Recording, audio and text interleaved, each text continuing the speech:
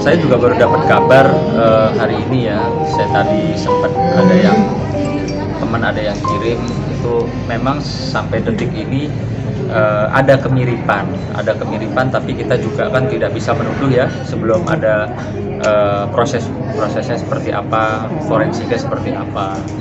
Nah, yang pasti sih saya tentunya sebagai kawan dari Wijin ya, kawan dari Gading juga pertama-tama ikut prihatin adanya beredar video yang dikatakan atau diduga mirip dengan Gisel.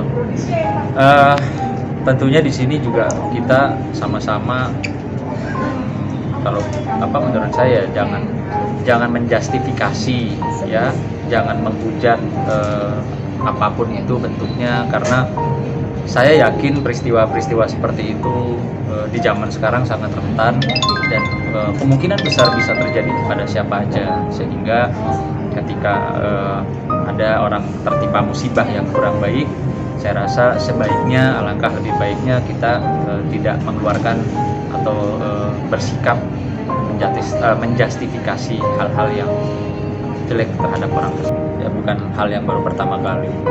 Namun demikian, supportnya kalau memang ini betul apa yang disangkakan atau apa yang diduga, support dari kawan-kawan tentunya dari keluarga itu sangat dibutuhkan ya, sehingga orang-orang yang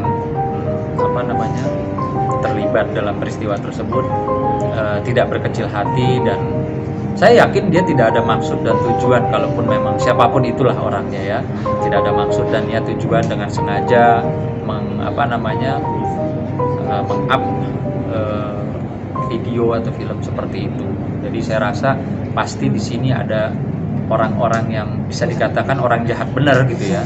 Sementara hal demikian itu kan seharusnya memang bisa dikatakan itu saya tidak mengatakan bahwa itu sesuatu yang baik dan benar, tapi kalaupun itu sampai ada dokumentasi pasangan, itu tentunya hanya untuk konsumsi pribadi ya. Saya tekankan bahwa saya meyakini siapapun itu pasti untuk konsumsi pribadi, tidak untuk dipublikasi atau sehingga menjadi ada orang yang tercemar atau ada orang yang malu dalam peristiwa ini gitu.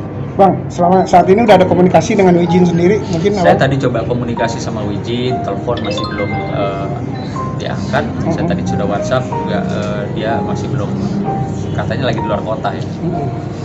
Bang, tadi kan Pak Kabid Humas sempat berbicara dan mengatakan bahwa akan mencari siapa yang video yang menyebarkan. Gimana Abang tanggapannya sebagai seorang kuasa hukum juga, ngerti hukum? Memang yang pasti nomor satu adalah kita harus melihat atau mencari siapa yang menyebarluaskan ya konten tersebut.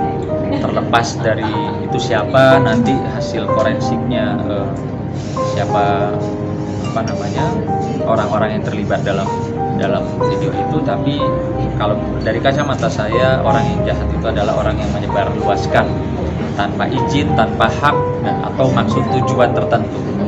Banyak hal-hal seperti ini yang diawali dengan sakit hati atau dendam atau bahkan ada unsur pemerasan.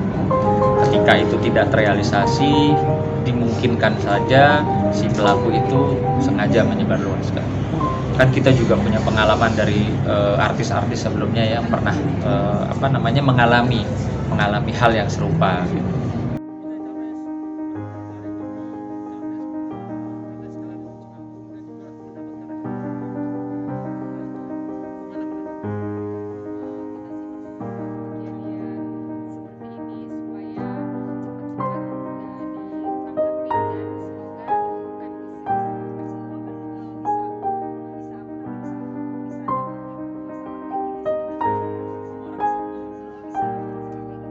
Turut prihatin dan mudah-mudahan masalahnya cepat kelar, pelakunya yang menyebarkan juga tetap cepat tertangkap.